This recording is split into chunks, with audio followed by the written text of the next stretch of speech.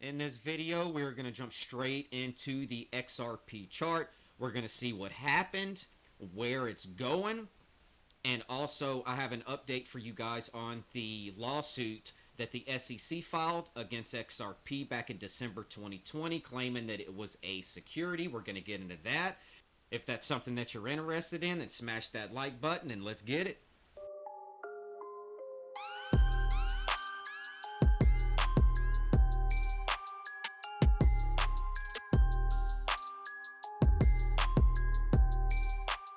If you guys are into good home-cooked southern food, specifically Louisiana, you need to hit up Amber on her TikTok.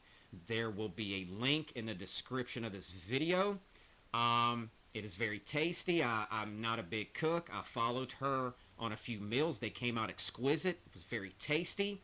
And it's free. You can just go over there, check out her TikTok, give her a follow, cook something sweet and nice, maybe for the first date, maybe make yourself look good. I don't know, however you want to do it, but the food is very, very good, very tasty, very easy to make. She is very easy to follow, very well informed. So let's just go ahead and jump into the chart now.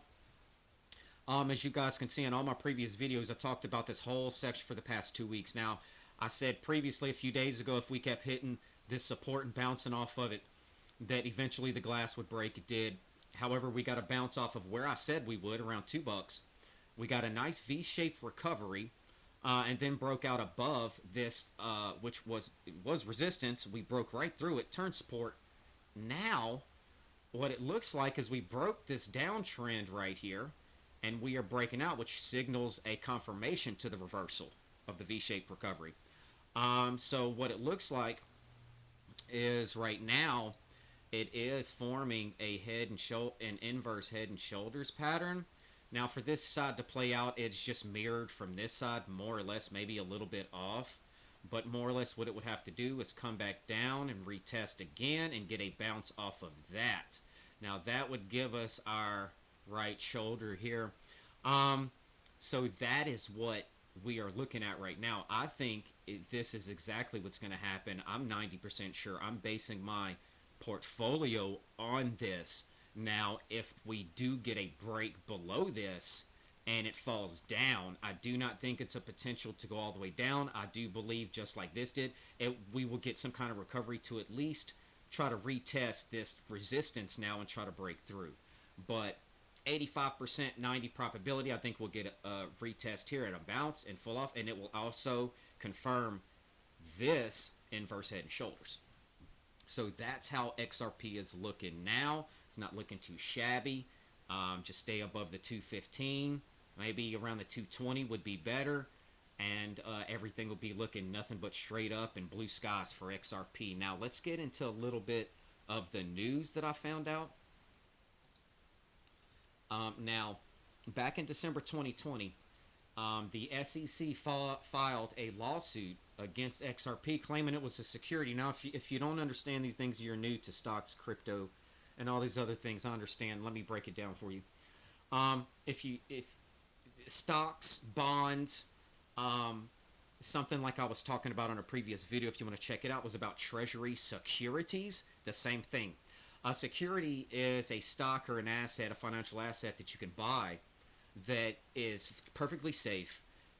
You will not lose all your money. As a matter of fact, it won't go down, but you will only get probably an annual return of anywhere between 2% to 5%, depending on which stock, which asset, which bond, which treasury, which one you have, and which bank also. So all that depends on all of that. Now, Ripple is not Microsoft. Ripple and XRP is not meant to be Tesla. It is not just a stock.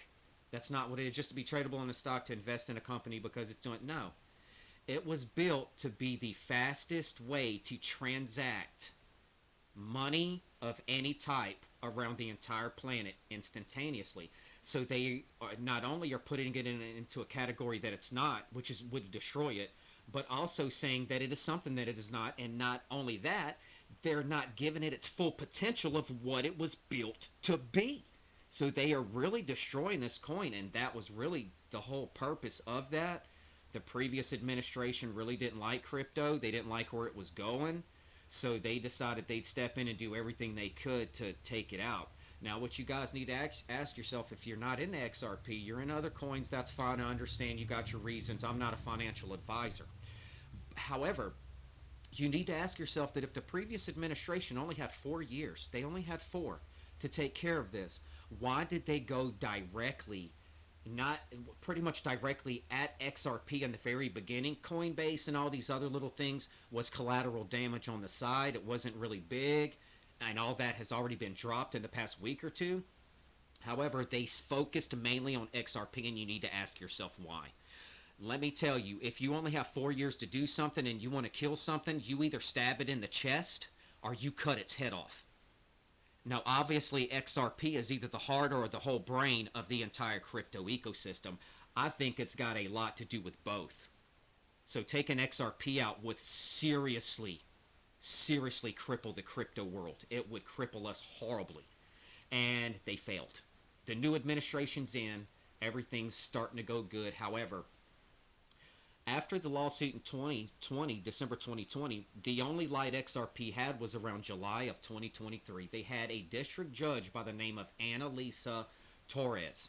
Now, she claimed that XRP was not a security. Okay? Now, she's the judge. She ruled it. This is the ruling. It is not a security.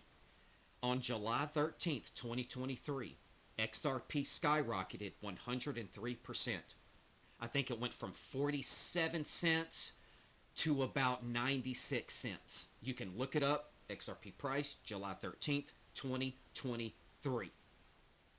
Now, what happened immediately after is, since the SEC said, no, we're not settling for that, because then the price of XRP, analysts said, would go to at least $15 to $20. It didn't, because the SEC turned around and said, no, we are appealing, which means they want to reverse. They are appealing the judge's ruling. How they can do that, I have no idea, but they did. That made the price immediately plummet, I think 11 to 15%. Immediately when the SEC appealed it. So, since all of that has happened, now the SEC might drop its case against Ripple, and that's pretty much what's going to happen. There's a new administration that's already hinted they're going to do that.